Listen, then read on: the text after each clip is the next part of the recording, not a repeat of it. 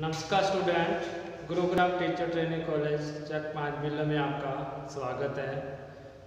हम बीएड द्वितीय वर्ष के विषय समावेशी शिक्षा का निर्माण सृजन का अध्ययन कर रहे हैं। इसके अंदर अपने 1 नंबर यूनिट है जो इकाई 1 है, उसके अंदर हमने समावेशी शिक्षा का अर्थ, उद्देश्य, उसके सिद्धांत, उसके प्रतिमान, इसके बारे में अध्ययन किया।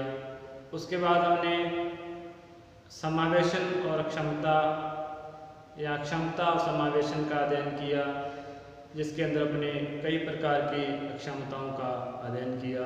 इसमें शारीरिक क्षमता, मानसिक अक्षमता, दृष्टि के रूप में अक्षमता, श्रवण अक्षमता और वाणी अक्षमता।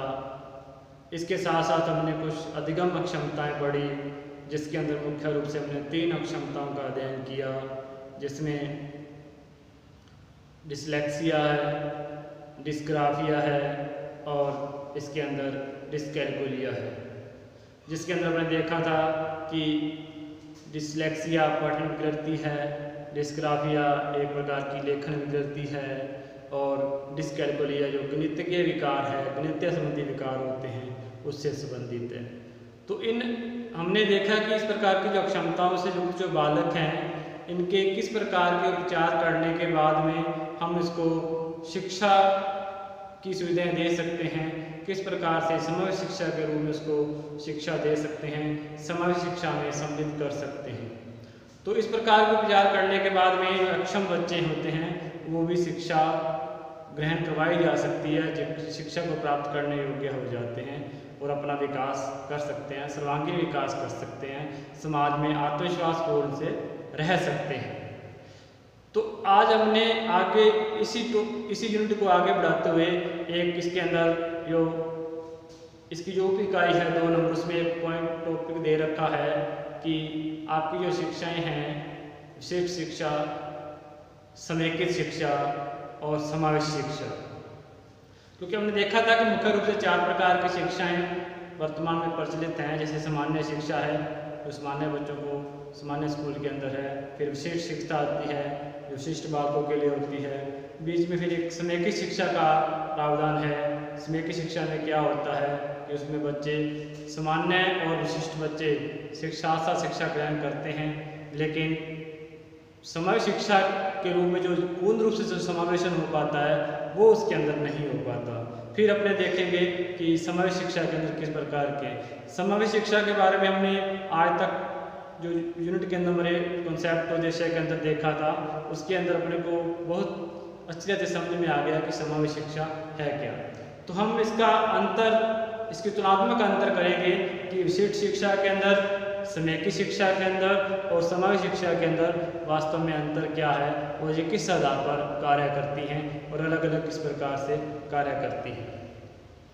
तो हम सबसे पहले तो विशिष्ट शिक्षा के बारे में देख लेते हैं कि क्या है, उसके बाद समेकित शिक्षा और फिर आपकी समावेश शिक्षा। तो हम देखते हैं कि इसके अंदर यदि हम देखें तो विशिष्ट शिक्षा के अंदर आपको वैसे नाम से ही पता चलता है कि स्पेशल एजुकेशन है, तो स्पेशल एजुकेशन का मतलब स्पेशल बच्चों के लिए होगी। तो विशेष शिक्षा के लिए कई प्रकार के स्कूल विद्यालय हैं, जिसमें बच्चों को विशेष प्रकार के बच्चों को उसकी योग्यता के अनुसार शिक्षा दी जाती है, जिसमें अपंग बालक हैं, प्रतिभाशाली बालक भी आते हैं। तो प्रतिभाशाली बालकों के लिए भी विशेष प्रकार की शिक्षा का प्रावधान है, जैसे नवोदय विद्यालय है। इस प्रकार की बातें इसके अंदर आती हैं। तो इसमें विशेष शिक्षा से तात्पर्य हम देखते हैं कि इसमें आवश्यकता युक्त बच्चे हैं, विशेष आवश्यकता वाले बच्चे। तो आपने स्पेशल चाइल्ड बच्चे हैं जिसकी विशेष आवश्यकताएं होती हैं, उसके बारे में सुना होगा। वो अंधे हैं, बहरे हैं, गूंगे हैं और इस प्रकार के जो बच्चे होते हैं जिनको सामान्य शिक्षा नहीं दी जा सकती, सामान्य स्कूल में शिक्षा नहीं दी जा सकती, उसके लिए विशेष शिक्षा का प्रावधान किया गया, विशेष स्कूलों का प्रावधान किया गया, विशेष रूप से जो ट्रेंड टीचर हैं उनका प्रावधान किया गया।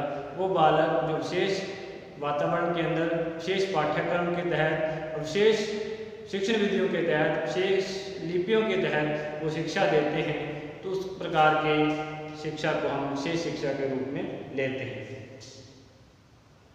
तो इसमें गंभीर अक्षमता युक्त बालक यानी कि गंभीर बहुत ही जो सीरियस कंडीशन है उनकी, वो सामान्य स्कूलों के अंदर आ ही नहीं सकते, सामान्य बालकों से बैठकर शिक्षा ग्रहण नहीं कर सकते। इस प्रकार के बालकों के लिए विशेष स्कूलों की व्यवस्था की गई।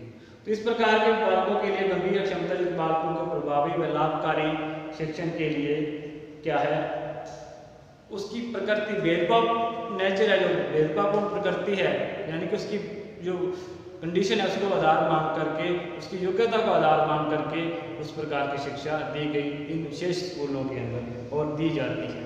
इस प्रकार से हम देख सकते हैं कि उनकी अक्षमता युक्त और उसकी रुचि या उसकी जो शारीरिक क्षमता है, मानसिक क्षमता है, उसको आधार मान करके जब बालकों को विशेष शिक्षा दी जाती है तो हम कहते हैं कि वो एक विशेष विशेष शिक्षा योग्य बालक है, इसलिए उसको एक विशेष विद्यालय में भेजा जाए और विशेष शिक्षा दी जाए। इसके बाद में समेकित शिक्षा आती है। समेकित शिक्षा के अंदर ज़्यादातर अपने जो देख लेते हैं कि समेकित शिक्षा के अंदर सामान्य और अक्षम बालक से साथ साथ शिक्षा ग्रहण करते हैं, और फिर अपने देखते हैं कि समेकित और समावेशी में अंतर क्या है, क्योंकि समेकित और समावेशी में कुछ अंतर है लेकिन थोड़ा बहुत अंतर है। तो अपने जो देख लें कि सबसे पहले जो विशिष्ट शिक्षा आती है, मान लो अपने विशिष्ट शिक्षा है वो स्पेशल बच्चों के लिए है, उसके ऊपर जो आती है वो समेकित शिक्षा है। समेकित शिक्षा के अंदर हम बच्चों को शामिल करते हैं जिसके अंदर सामान्य बालक भी हैं और विशिष्ट बालक भी हैं, लेकिन इन दोनों को समाहित करने के लिए क्या है, एक समग्र शिक्षा का रूप है। तो इसके अंदर पूर्ण समावेशन हो गया, बालक की कंडीशन के आधार पर बालक की कोई भी योग्यता है किस प्रकार की मिलती है, लेकिन उस बच्चे को एक ही स्कूल के अंदर उस बच्चों को समाहित करना है। तो कहने का मतलब है विशिष्ट शिक्षा है वो एक संकुचित दायरा है जो स्पेशल बच्चों के लिए ही निर्धारित है। उसके बाद इससे थोड़ा सा व्यापक है, जो कहने का मतलब है विशिष्ट शिक्षा से व्यापक है। इसके अंदर हम इस प्रकार के मापदंड रख दिए कि यदि वो मापदंड बालक पूरा करता है तो वो समेकित शिक्षा के अंदर जा सकता है। जो समेकित शिक्षा वाले जो विद्यालय हैं, कुछ ऐसे विद्यालय जो सामान्य विद्यालय होते हैं उनको इस प्रकार की सुविधा दे दी जाती है कि वो इस प्रकार के बालकों को शिक्षा ग्रहण करवा सकते हैं। तो इसके अंदर इन दोनों को सम्मिलित करते हुए सामान्य शिक्षा का निर्माण किया गया। तो इसमें कहा गया कि आपके जो समीप वाला विद्यालय है ना, उसी के अंदर चाहे वो अयोग्य सक्षम बालक है चाहे सामान्य बालक है उसको शिक्षा दी जाए।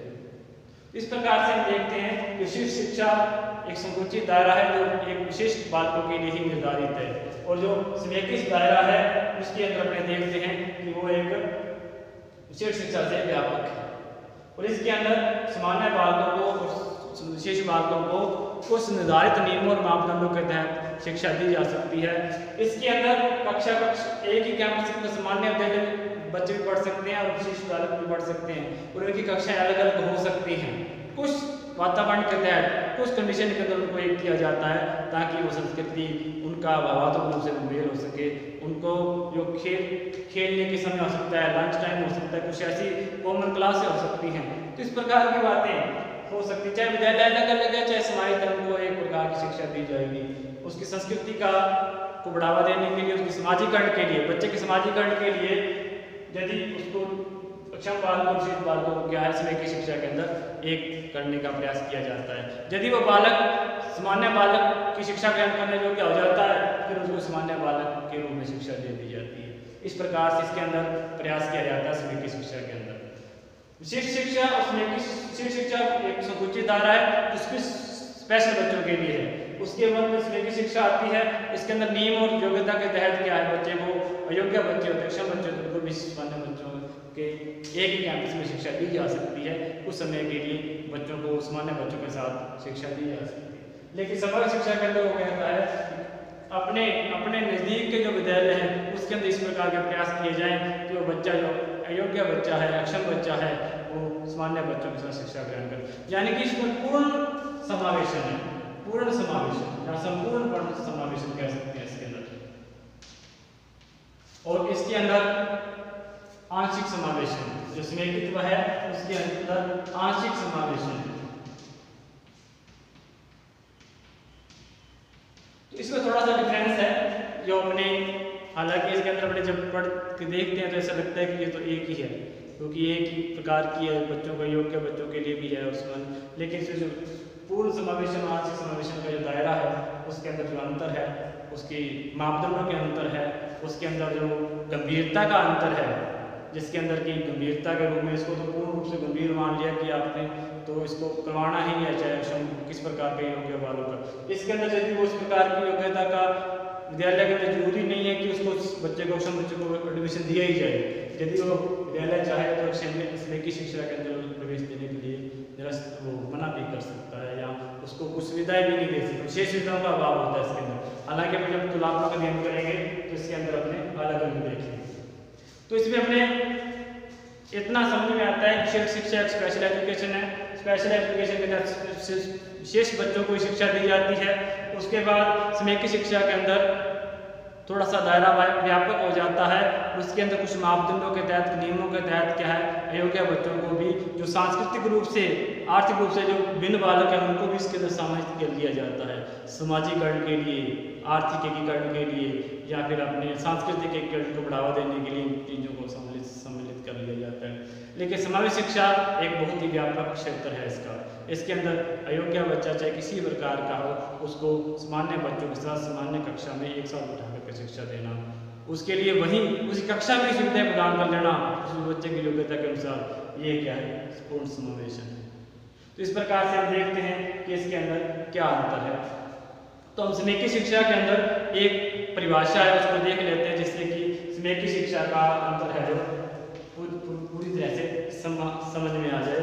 स्नेकी शिक्षा के अंदर डॉक्टर अखिलेश कुमार के अनुसार, अखिलेश कुमार ने परिभाषा दी है कि स्नेकी शिक्षा का तात्पर्य अक्षमता युक्त बालक को कुछ समय के लिए सामान्य बालकों के साथ, कुछ समय के लिए, अब देखो उसमें संपूर्ण समावेशन है, इसमें कुछ समय के लिए, कुछ समय के लिए बालकों के साथ अंत्यक्रिया करने का मौका दिया जाता है, जैसे लंच टाइम में, खेल के समय, विभिन्न सांस्कृतिक कार्यक्रमों के अंदर, अवसरों के अंदर आदि। परंतु इसका संपूर्ण शिक्षण कार्य अलग अलग होता है। तो शिक्षण कार्य अलग अलग होगा, कुछ गतिविधियों के तहत इसको एक होने का मौका, सामान्य बालकों के साथ खेलने का, उसकी सांस्कृतिक भाग लेने का, और उस समय लंच टाइम के अंदर, ताकि वो अपना सामाजिकरण सीख सके, जो सामान्य बच्चों के साथ उठ बैठ सके, ताकि वो सामान्य बच्चों के जैसा विकास कर सके। उसका संपूर्ण शिक्षण कार्य अलग अलग होता है। चाहे दोनों विद्यालय अलग अलग हों, चाहे विशेष बालक की एक ही कैंपस के अंदर अलग अलग कक्षा हो, कि कम विद्यालय पास वाले विद्यालय, दो विद्यालय भी हो सकते हैं, उनको भी आपसे कुछ समय के लिए अंत्यक्रिया करने का मौका दिया जा सकता है। चाहे वो एक ही कैंपस के अंदर दो विद्यालय चल रहे हैं, विशेष विद्यालय चल रहा है, सामान्य विद्यालय चल रहा है, उसको कुछ बातों के लिए, कुछ समय के लिए अंत्यक्रिया, जैसे लंच टाइम हो गया, सांस्कृतिक प्रोग्राम हो गया, खेल कूद हो गया, इस प्रकार से एक साथ खेलने का मौका दिया जाए और एक साथ रहने का मौका दिया जाए, ताकि वो सामान्य बच्चों की ओर, जो ऐसे बालक जो सामान्य बालक की तरह विकास कर सकते हैं, सामान्य बालक का व्यवहार कर सकते हैं, उनको सामान्य बालकों की श्रेणी में लाया जाए और वो सामान्य बालकों की तरह बिहेव करना सीख जाएं। इस प्रकार की बातें हैं जो कि इसके अंदर आती हैं। कैंपस में अलग अलग हो, यह इस मान्यता पर आधारित है कि यदि अक्षम बालक उस उपयुक्त समाजी व्यवहार सीख ले, तब उसे सामान्य कक्षा में भेजा जा सकता है। यदि वो उपयुक्त व्यवहार सीख लेता है, सामान्य बालक जैसा व्यवहार सीख लेता है, तो उसको सामान्य कक्षा में भेजा जा सकता है। तो एक प्रकार से विशेष शिक्षा से सामान्य शिक्षा की ओर जाने का जो प्रयास करती है, उसमें एक शिक्षा करती है कि कुछ बच्चे पिछड़े बालक होते हैं, उनको मौका नहीं मिलता तो वो पिछड़े रह जाते हैं। यदि उनको इस प्रकार का मौका मिले कि वो सामान्य शिक्षा में जा सकते हैं, सामान्य बच्चों के जैसा व्यवहार कर सकते हैं, तो वो सामान्य बच्चों की सामान्य क्लास के अंदर उसको ले जाया जाए। इसलिए कुछ समय के लिए उनको सामान्य बालकों के साथ शिक्षा देने का मौका दिया जाता है। यदि अलग अलग बालक उस समय में सामाजिक व्यवहार सीख लेते हैं, उसे सामान्य शिक्षा में भेजा जा सकता है। यह विशेष शिक्षा से बेहतर विकल्प है, स्पेशल एजुकेशन से अच्छा है, क्योंकि इसके अंदर तो स्पेशल एजुकेशन है, भेदभाव के आधार पर शिक्षा दी जाएगी, जिस प्रकार की वो योग्यता रखता है उसी प्रकार की शिक्षा दी जाएगी। लेकिन इसके अंदर बेहतर इसलिए है कि इसमें एक अक्षम बालक को सामान्य बालक के अंदर सामान्य व्यवहार के अंदर जाने का एक मौका मिलता है, वो सामान्य व्यवहार में जा सकता है। क्योंकि यदि ऐसा बालक को सामान्य व्यवहार के लिए लायक है, वो उसके अंदर इम्प्रूवमेंट इम्प्लीमेंट कर सकता है, लेकिन उसको विशेष शिक्षा में डाल दिया, उसके लिए उस प्रकार का प्रयास ही नहीं होंगे, उसे विशेष पाठ्यक्रम होगा, विशेष वातावरण होगा, तो वो अपनी इम्प्रूवमेंट की जगह उसी जैसा ही बालक हो सकता है, उस जैसा ही उसको नियम कायदे करने पड़ेंगे, नियम उन्हीं के प्रकार की सुविधाएं मिलेंगी, तो वो शायद अपना सामान्य जो बालक बनने के योग्य है वो नहीं बन पाए। तो उसमें की शिक्षा के अंदर इस प्रकार का जो प्रावधान है कि वो यदि विशिष्ट बालक सामान्य की श्रेणी में जा सकता है, उसको इस प्रकार का मौका इसके अंदर दिया जाता है। वर्तमान मानवाधिकारों के दौर में प्रासंगिक नहीं है, क्योंकि गुणवत्तापूर्ण शिक्षा सभी बालकों का अधिकार है। तो ये तो आपने अपने मानवाधिकार प्रतिमान के अंदर पढ़ लिया कि मानवाधिकार के अंदर जाए कि सभी बच्चों को समान रूप से बिना भेदभाव की शिक्षा दी जाए। तो वो कहते हैं कि वो इतना कारगर नहीं है, क्योंकि आज का भेदभाव करने वाला जो विचार है वो त्यागना पड़ेगा। उन्हें बच्चों को सामान्य शिक्षा और विशेष बच्चों को भी सामान्य कक्षा के अंदर शिक्षा देनी है। इस प्रकार से वो कहता है कि इसके अंदर थोड़ा सा कारगर अपने इसको गुणवत्तापूर्ण नहीं है, क्योंकि आज का गुणवत्तापूर्ण शिक्षा है वो सबका अधिकार है, समान रूप से शिक्षा देना, शिक्षा प्राप्त करना सबका अधिकार है, इसलिए सबको क्या है एक समान शिक्षा देना है, इसलिए समावेशी शिक्षा ही सबसे कारगर है और वो उपयुक्त है। तो इस प्रकार से जो कि समय शिक्षा आंशिक समावेशन करती है, लेकिन जो समय शिक्षा है वो संपूर्ण समावेशन करती है। इस प्रकार से हम समावेश शिक्षा और संपूर्ण शिक्षा में थोड़ा सा अंतर देख सकते हैं। तो हम देखते हैं कि हमने देखा कि जो विशिष्ट शिक्षा है वो विशिष्ट बालकों के लिए है, और जो स्नेही शिक्षा है वो विशिष्ट और सामान्य दोनों के लिए है। और लेकिन यदि अपने इसके बारे में देखें कि इसके अंदर जो पूर्ण समावेशन है वो विशिष्ट और सामान्य दोनों के लिए है, लेकिन इसके लिए उसमें संपूर्ण समावेशन का प्रावधान है। तो आपने इसको देखा कि इसके अंदर समावेश शिक्षा के अंदर यदि अपने विशिष्ट शिक्षा देखें तो विशिष्ट शिक्षा के अंदर विशिष्ट शिक्षा के बालक और सामान्य बालकों के लिए शिक्षा की व्यवस्था अलग अलग की जाती है। विशिष्ट शिक्षा में सामान्य बालकों को और सामान्य बालकों के अंदर जो, क्योंकि सामान्य बालकों की शिक्षा सामान्य विद्यालय में होगी, विशेष बालकों की शिक्षा विशेष विद्यालय में होगी, तो इसका मतलब अलग अलग प्रावधान है। विशिष्ट शिक्षा के लिए विशिष्ट बालकों के लिए विशेष विद्यालयों की व्यवस्था की जाती है विशेष शिक्षा के अंदर। उसी के बोध स्नेही शिक्षा में देखें तो सामान्य बालकों के साथ साथ कुछ अवसरों पर समावेशन किया जाता है, कुछ अवसरों पर समावेशन किया जाता है। और इसके बाद यदि समय शिक्षा देखें तो अक्षम बालकों और सामान्य बालकों को क्या है एक साथ एक ही कक्षा में शिक्षा प्रदान की जाती है। इस प्रकार से हम देखते हैं कि इसके अंदर विशेष शिक्षा में विशेष शिक्षा की व्यवस्था है, विशिष्ट शिक्षा की व्यवस्था है, विशेष बालकों को विशेष शिक्षा दी जाएगी। अंधे हैं तो अंधों के रूप में अंध विद्यालय बने हैं, बहरे हैं गूंगे हैं तो उनके अलग विद्यालय बने हैं, जो अधिकम बालक हैं उनके लिए अलग विद्यालय बने हैं। इस प्रकार की बातें हैं उसके अंदर आती हैं। और स्नेही शिक्षा के अंदर विशिष्ट बालकों को सामान्य बालकों के साथ शिक्षा प्राप्त करने का मौका दिया जाता है नियमों और मापदंडों के अनुसार। समय शिक्षा में अक्षम और सामान्य बालकों को एक साथ एक ही कक्षा में शिक्षा दी जाती है। नंबर 2 है समावेशी शिक्षा समानता पर आधारित है। समावेशी शिक्षा समानता पर आधारित है और विशिष्ट शिक्षा यदि अपने इसकी तुलनात्मक अध्ययन करें तो अपने इसके टेबल बना सकते हैं।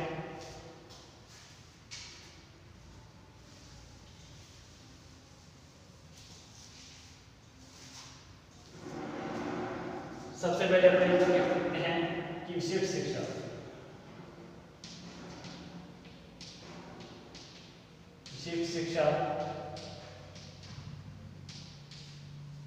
फिर स्नेही शिक्षा,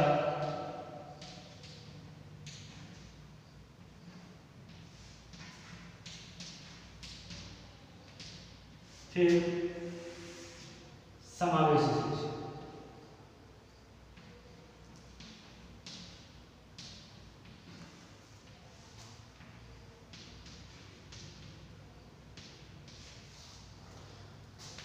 इस टेबल के रूप में अपने देखें तो शीर्ष शिक्षा का दायरा सीमित होता है।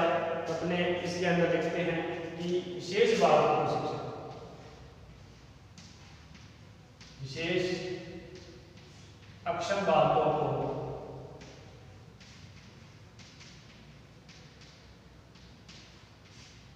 शिक्षा,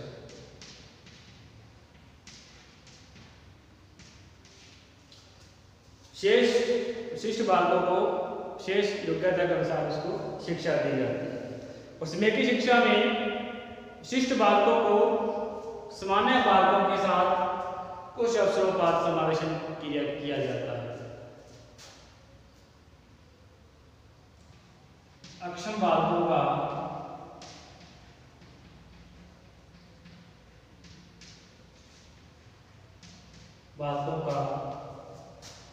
कुछ अवसरों पर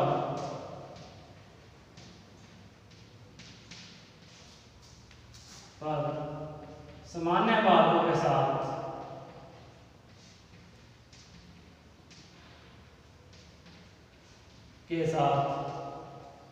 समावेश।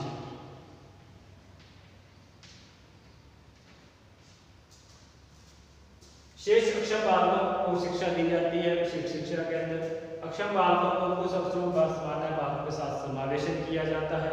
अब समय शिक्षा में क्या है? समावेशी शिक्षा में अक्षम और सामान्य बालकों को एक साथ एक ही कक्षा में शिक्षा, अक्षम व सामान्य बालकों को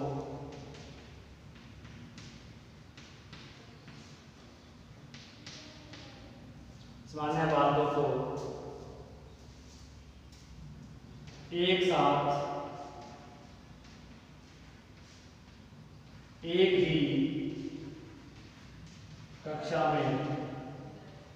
ही कक्षा में शिक्षा, अक्षम व सामान्य बालकों को एक साथ एक ही कक्षा में शिक्षा देना इसका उद्देश्य है। अब अपने 2 नंबर देखें तो अपने देखेंगे कि एक सीमित, इसका क्षेत्र क्या है? सीमित क्षेत्र है, क्योंकि इसमें सिर्फ विशिष्ट बालकों को ही शिक्षा दी जाती है। इसमें देखेंगे तो विशिष्ट शिक्षा से व्यापक या बड़ा कह सकते हैं। तो इसमें अपने देखें, इसमें क्या है? क्षेत्र इसका बहुत ही व्यापक है। सीमित क्षेत्र है, विशिष्ट शिक्षा से व्यापक है, और इसका क्षेत्र है जो व्यापक है।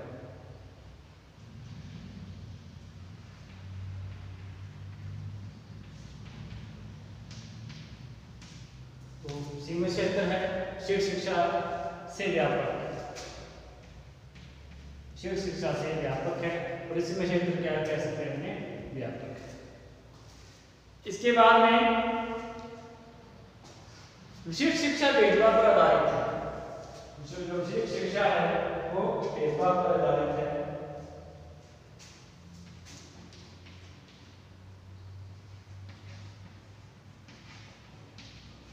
विशिष्ट शिक्षा भेदभाव पर आधारित है।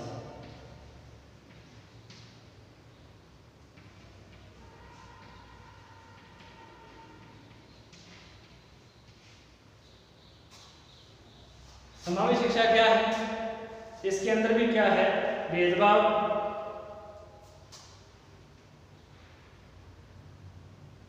होता है या नहीं होता?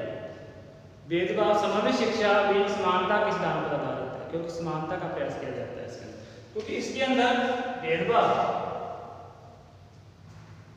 शिक्षा में भेदभाव पर आधारित है, क्योंकि इसमें अक्षम बच्चे हैं उनको ही शिक्षा दी जाती है। और जो समेकित शिक्षा है उसके अंदर समानता की आधारित है, क्योंकि इसमें समानता का प्रयास किया जाता है।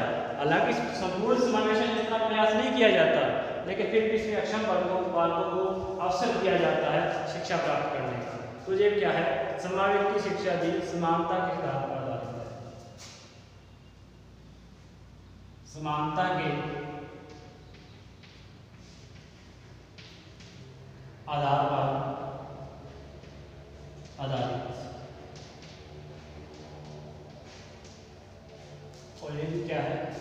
संपूर्ण समानता पर आधारित है, इसके अंदर तो भेदभाव वाली गुंजाइश ही नहीं है, और ये भी क्या है, समानता पर आधारित है।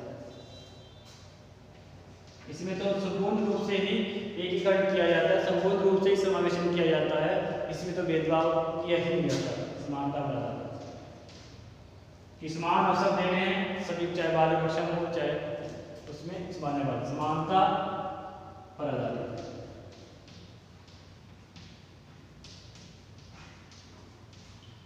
तो समानता पर आधारित है। इसके बाद अपने देखते हैं कि इसके अंदर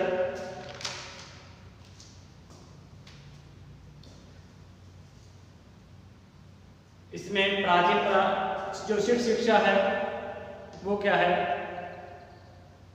कुछ इस प्रकार का है। जो विशेष शिक्षा का पुराना प्रावधान है कि विशेष शिक्षा है तो विशेष बालकों के लिए मिलेगी, उसके लिए। तो जो समय शिक्षा है वो विशेष शिक्षा से थोड़ा नवीन है, प्रगतिशील है। जैसे से वो प्रगति कर रहा है, बच्चे सामान्य में जा रहा है तो उसकी प्रगति कर रहा है, वो धीरे धीरे उसका विकास हो रहा है। और इसी प्रकार से संपूर्ण जो समावेशी शिक्षा है वो नवीन और प्रगतिशील है। इसका मतलब सबसे जो पुराना जो कॉन्सेप्ट है विशेष शिक्षा का, वो विशेष शिक्षा का है पुराना विचार। तो एक प्रकार से विशेष शिक्षा है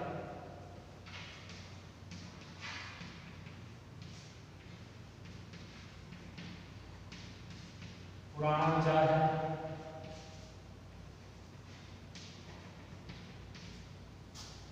इसमें अपने कह सकते हैं नया और प्रगतिशील विचार।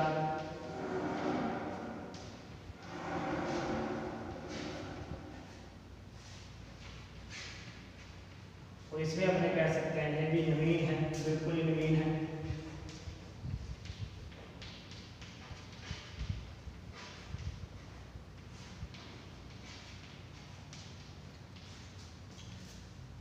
तुलनात्मक अध्ययन करने में भी यदि आप ध्यान रखो तो इसी प्रकार से इसका स्पष्ट बनाना, ताकि आपको इसका जैसे ये सूचित है उसमें थोड़ा सा व्यापक है, फिर सबसे व्यापक है, तो इसी प्रकार से इसको याद करना भी आसान रहेगा।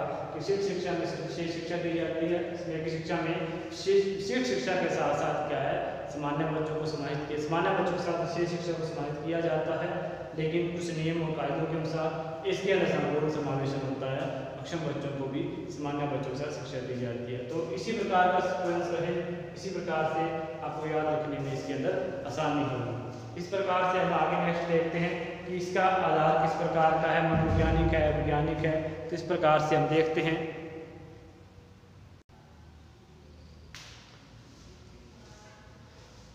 तो हम समावेशी शिक्षा, विशेष शिक्षा और स्मैकी शिक्षा में अंतर कर रहे थे। तो कुछ वीडियो जो लंबी हो सकती है, क्योंकि यदि इसके जो तुलनात्मक अध्ययन कर रहे हैं इसको अपने 2 पार्ट में लेते हैं तो शायद अपने पूरी तरह समझ नहीं पाते इसको। तो इसलिए हमने इसको एक ही पार्ट में, मैंने इसको थोड़ा सा पहले लिख लिया ताकि इसको एक्सप्लेन कर सकें अपने। तो इसको ध्यान से देखें कि हमने पहले 4 क्या है इसके अंतर कर लिए थे। तो अब अपने 5 नंबर जो अंतर है वो अपने इसमें देखेंगे। तो विशेष शिक्षा कुछ चिकित्सा के रूप पर आधारित है, यानी कि इसके अंदर विशेष शिक्षा है तो विशेष शिक्षा में कुछ प्रशिक्षित मनोविज्ञानों का या डॉक्टरों का भी सहारा लेना पड़ता है। तो एक चिकित्सा पद्धति पर आधारित है, जिसमें कि एक प्रशिक्षित टीचर चाहिए, उस प्रकार के उसके उपकरण भी चाहिए जिस प्रकार से। तो एक चिकित्सक पद्धति पर आधारित है, चिकित्सक रूप पर आधारित है विशेष शिक्षा। और जो स्मैकी शिक्षा है मनोवैज्ञानिक आधार पर आधारित है।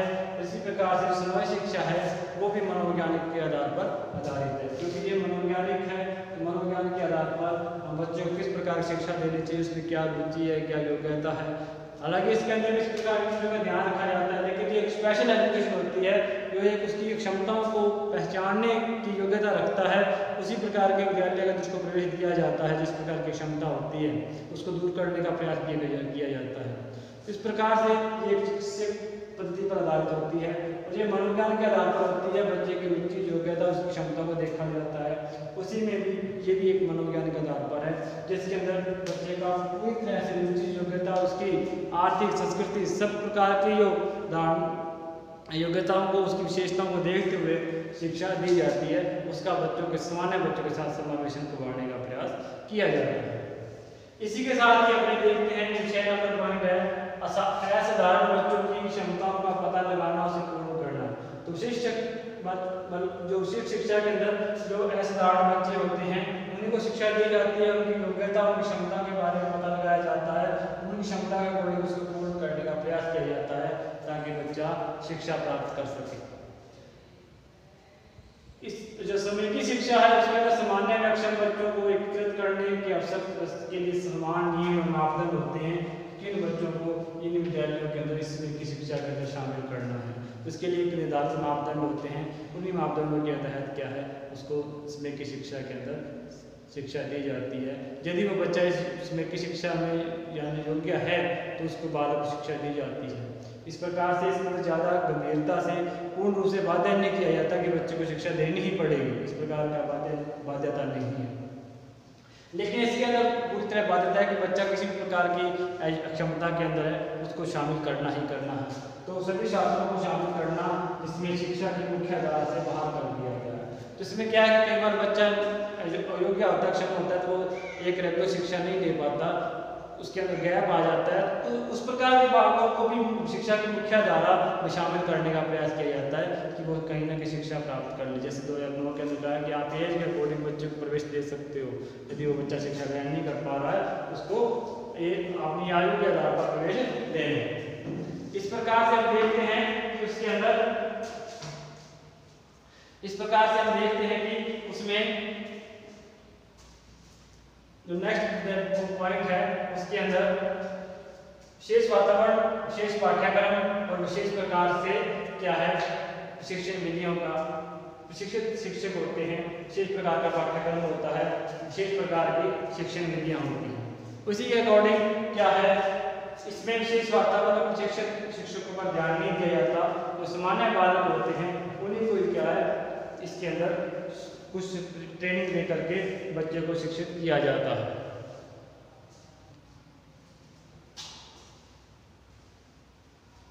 इसमें क्या है, इसमें विशेष वातावरण शिक्षक पर ध्यान नहीं दिया जाता, विशेष वातावरण शिक्षक पर ध्यान नहीं दिया जाता, इसमें नहीं आना था उसने किया है। तो इसमें क्या है ज़्यादातर जो शिक्षक टीचर है विशेष वातावरण पर ध्यान नहीं दिया जाता, जिस प्रकार का बुनियादी ढांचा है उसी के अंदर ही शिक्षा देने का प्रयास किया जाता है। और सामान्य शिक्षा और आगे समेकित शिक्षा के अंदर जो सामान्य शिक्षकों के साथ साथ विशेष शिक्षकों को भी की व्यवस्था की जाती है। और एक विशेष पाठ्यक्रम के तहत जिस प्रकार की योग्यता रखता है बालक, उसके अंदर पाठ्यक्रम में लोचपूर्ण सिद्धांत का पालन किया जाता है कि कुछ बालकों को तो सिलेबस एडवांस करवा दिया जाए, कुछ को थोड़ा सा जिस प्रकार की योग्यता है उस प्रकार का सिलेबस स्लो करवा दिया जाए, जिसमें कि वो सरल विधि से करवा दिया जाए, जिससे कि वो बालक एक सीखने के लिए तत्पर हो जाए। इस प्रकार से विशेष पाठ्यक्रम का मतलब है कि पाठ्यक्रम तो वही होता है लेकिन उसके अंदर कुछ इस प्रकार से विशेषता निर्धारित की जाती है, उसमें लोचपूर्णता निर्धारित की जाती है, जिससे कि बालक की योग्यता के अनुसार उसको शिक्षा दी जाए। शेष विधियों के अंदर जिस प्रकार की बालक की रुचि योग्यता है उसी प्रकार की विधियों, जिस प्रकार से आपको लगता है कि बच्चा इस प्रकार की विधि सीख सकता है, खेल विधि सीख सकता है या फिर वो किस प्रकार से कहानी विधि सीख सकता है, इस प्रकार की विधियों को अपनाते हुए क्या है उसके अंदर शेष विधियों का विशेष सहायक सामग्री का प्रयोग इसके अंदर किया जाता है। इसी प्रकार से इसके अंदर विशेष विद्यालय होते हैं, विशेष विद्यालयों की व्यवस्था होती है। लेकिन समेकित शिक्षा में जरूरी नहीं कि सभी प्रकार के विद्यालयों की समेकित शिक्षा हो। इसके अंदर जो चयनित विद्यालय होते हैं उनके अंदर कुछ इस प्रकार की विशेषताएं, इस प्रकार की सुविधाएं दे करके उसको समेकित शिक्षा के रूप में दे दिया जाता है। तो समेकित शिक्षा के अंदर आपका चयनित कुछ विद्यालय होते हैं जिसमें सुविधाएं दे करके आप समावेशन के रूप में उसको लागू कर सकते हो। और इसके अंदर जो है इसमें प्रयास किया जाता है कि ये बच्चे के जो समेकित का विद्यालय है वहीं पर शिक्षा ग्रहण करें, वहीं पर ही बालक जो पास वाला विद्यालय पढ़ता है बालक का जो सामान्य पास वाला विद्यालय है उसके अंदर इस प्रकार की सुविधा उपलब्ध करवाई जाए ताकि बच्चा उसके अंदर सामान्य बच्चों के साथ अपने जो सहपाठी हैं, अपने समाज के जो छात्र हैं या उसके अंदर बच्चे कह सकते हैं उनके साथ शिक्षा प्राप्त कर सके, जिससे कि उसका समाजीकरण भी हो। उसके लिए वो अपने समाज से टूटे नहीं, उससे अलग न हो, इस प्रकार की बातों का इसके अंदर ध्यान रखा जाता है। इसके बाद है 9 नंबर अक्षम बच्चों के आधार पर योजना का निर्माण करना। जिस प्रकार की क्षमता रखते हैं उसी प्रकार की योजना का निर्माण किया जाता है। लेकिन जो इसके अंदर ज़्यादातर गंभीरता नहीं दी जाती विज्ञान बनाने में, जो बुनियादी ढांचा है उसी के अंदर ही इसके अंदर शिक्षा दी जाती है। अक्षम बच्चों के अंदर भी क्या है, उसके आधार पर जिस प्रकार से समावेशित करने का प्रयास किया जाता है और उस समावेशन के लिए जिस प्रकार की योजना बनाने की जरूरत है उसका निर्माण इसके अंदर किया जाता है। जो लास्ट पॉइंट है इसके अंदर विशिष्ट विद्यालय व्यवस्था है। विशिष्ट विद्यालय व्यवस्था आपको हर जगह नहीं मिलेगी, इसमें आप डिस्ट्रिक्ट वाइज या हो सकता है कि उससे भी आप लेवल पर या स्टेट वाइज हो, इस प्रकार की बातों के अंदर तो विशिष्ट शिक्षा व्यवस्था के अंदर विशिष्ट विद्यालय होते हैं और वो हो सकता है कि बालक के पहुंच से बहुत दूर हो, विशिष्ट व्यवस्था हो इस प्रकार से।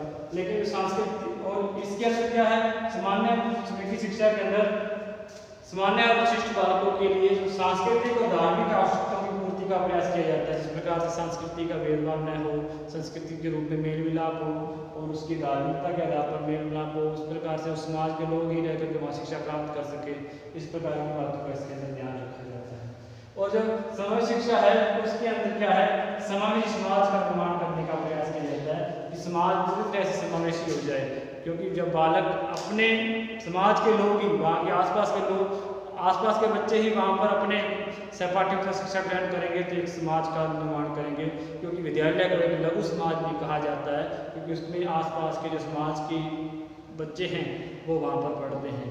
तो इस प्रकार से एक समाज विद्यालय को एक लघु समाज की संज्ञा दी जाती है। तो समावेश शिक्षा में जब बालक, अक्षम बालक और सामान्य बालक, उसी समाज के बालक जब एक प्रकार से शिक्षा ग्रहण करेंगे, एक साथ शिक्षा ग्रहण करेंगे, खेलेंगे और अपनी सांस्कृतिक गतिविधियों में भाग लेंगे तो एक समावेशी समाज का निर्माण होगा, जिसमें अक्षम बच्चे भी होंगे, जिसमें सामान्य बच्चे भी होंगे। इस प्रकार से हम देखते हैं कि शीर्ष शिक्षा और समावेश शिक्षा और स्वेकी शिक्षा में क्या क्या अंतर है। तो मुख्य रूप से हमने ये देखा कि जो शीर्ष शिक्षा है उसके अंदर सिर्फ विशेष रूप से जो अक्षम बालकों को शिक्षा दी जाती है, स्वेकी शिक्षा के अंदर शेष बालकों को और सामान्य बालकों को शिक्षा देने का प्रयास किया जाता है, लेकिन वो प्रयास आंशिक होता है, संपूर्ण नहीं होता, बाध्य नहीं होता और उसके अंदर कुछ नियम कायदे होते हैं।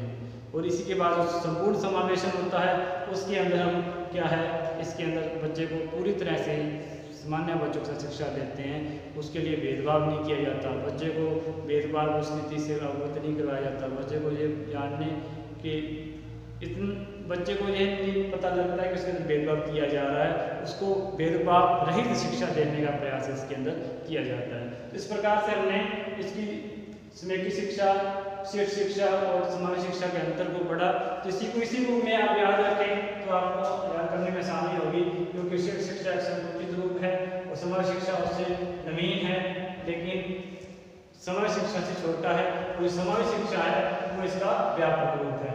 तो इसी काउंट के अंदर, इसी सीक्वेंस के अंदर आप इसको याद रखें कि शीर्ष शिक्षा है, शीर्ष शिक्षा के बाद समावेश शिक्षा है और समावेश शिक्षा के बाद समावेश शिक्षा है। जो सामान्य शिक्षा चलती थी वो तो आज भी चल रही है और पहले भी थी। इस प्रकार से देखते हैं कि ये अंतर है। तो थोड़ी सी वीडियो इसमें लंबी हो गई है, लेकिन इसको समझने के लिए एक साथ बताना आवश्यक था, तो आप इसको ध्यान से पढ़ें ताकि आप शीर्ष शिक्षा का तो पता चल जाता है, लेकिन समावेशी शिक्षा और समय की शिक्षा के अंदर बच्चे क्या भ्रमित हो जाते हैं कि इसमें किस चीज़ की बात जरूरत है, क्या कहाँ पर वास्तव में अंतर है। तो इसको ध्यान से देखें। तो तब तक के लिए आप इसके नोट्स वगैरह बनाते रहें साथ साथ, ताकि आपका पाठ्यक्रम, आपका सिलेबस पूरा होता रहे साथ साथ। और इसके अंदर अब नए वीडियो जैसे ही आएगा, नया टॉपिक लेकर आएंगे, तब तक के लिए नमस्कार, धन्यवाद।